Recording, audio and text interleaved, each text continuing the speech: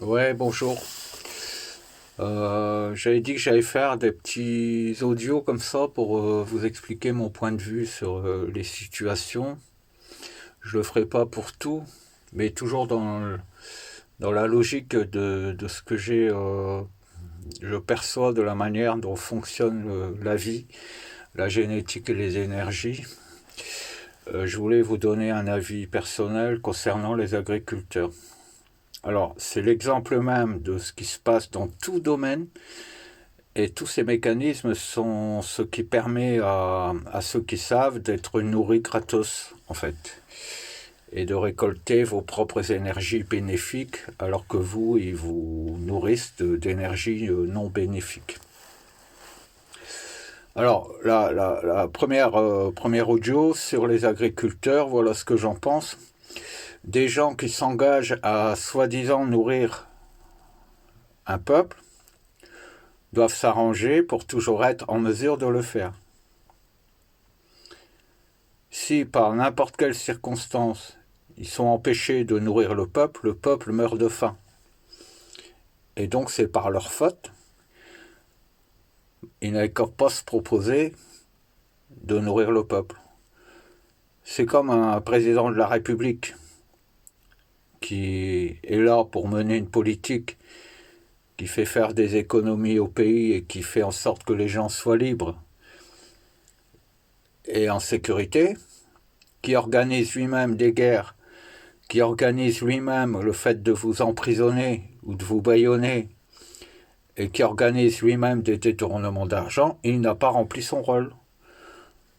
Donc c'est non seulement le politique lui-même qui est en jeu, mais c'est aussi tout le système, puisque si un système a été capable de générer quelqu'un qui pouvait magouiller à ce point en son sein, c'est que le système lui-même ne doit plus exister. Et bien pour les agriculteurs, c'est pareil. Ils disent qu'ils nourrissent la France. Je viens d'entendre Sébastien Béraud, il dit, moi, mes vaches, j'y tiens, c'est comme les prunelles de mes yeux, je les nourris autant que je peux, et après elles partent à l'export pour être engraissées. Donc ça veut dire qu'il nous vend le fait de nourrir la France, donc il faut qu'on le défende, il faut qu'on l'aide, et de faire de la qualité française. Mais en fait, ces veaux ou ces vaches partent ensuite à l'étranger, là où les normes sont déjà différentes, pour être engraissées et être vendues partout en Europe. Donc lui-même ne nourrit pas les Français. Comprenez-vous? Alors, j'expliquerai dans l'autre audio pourquoi ils font ça. Bon, bah là, déjà, c'est pour créer, dès qu'ils créent un mouvement d'être vivant, ça crée une émulation énergétique. Il sépare le veau de sa mère. Ça crée une émulation énergétique.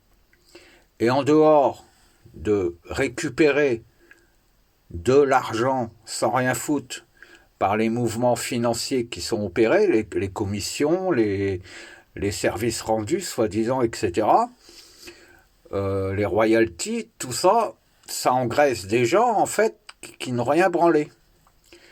Donc c'est pas que les vaches que ça engraisse, c'est les financiers. Les agriculteurs ont accepté tous ces systèmes. Ils ont accepté d'être gérés par des mafieux dont ils savent que ce sont des mafieux. Mais eux, ça leur donne le droit aussi d'être un peu mafieux sur les bords.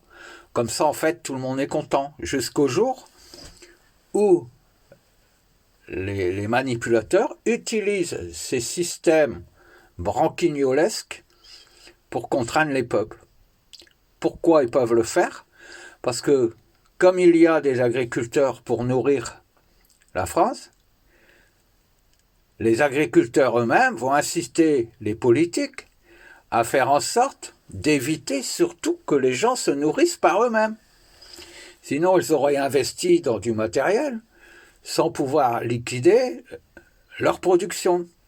Donc il y a des maraîchers qui sont allés voir des maires dans la commune où je suis en disant qu'il faudrait interdire les gens de faire leur jardin, comme ça on vendrait plus de légumes.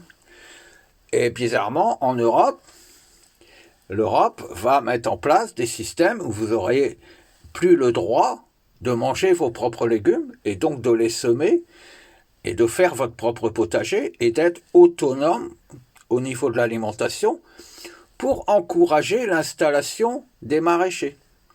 Et quand les maraîchers seront bien installés, ils vont leur mettre des normes et ils vont péricliter et vous n'aurez toujours pas le droit de faire pousser vos propres carottes. Donc c'est tous ces systèmes-là qui doivent tomber. Donc si les agriculteurs ne peuvent plus assurer le fait de nourrir la France comme ils ont promis de le faire, eh ben on fait comme pour les politiques, ils dégagent. C'est tout. Moi, j'ai pas à aller défendre des gens qui ont fait des promesses qui aujourd'hui ne tiennent plus. Et je n'ai pas à savoir dans quelles circonstances ils en sont arrivés là. C'est à eux-mêmes de gérer leur propre barque. Voilà ma position. Maintenant, je vais faire un second audio. Un second audio qui va vous expliquer comment tout ça fonctionne au niveau énergétique et pourquoi les exploitants agricoles, de par toutes les techniques qu'ils ont accepté de mettre en œuvre, vous tuent à petit feu. Donc ce qui est d'autant plus important de ne pas les défendre, parce qu'ils vous assassinent, ils vous empoisonnent, et pas qu'avec les produits. Ils vous empoisonnent par les méthodes employées par les sachants, ceux qui font de l'ésotérie, de l'énergétique, etc., qui savent exactement comment diminuer un peuple et comment ensuite le manipuler grâce à ça. Donc les agriculteurs sont l'un des outils utilisés pour modifier vos propres gènes. Voilà.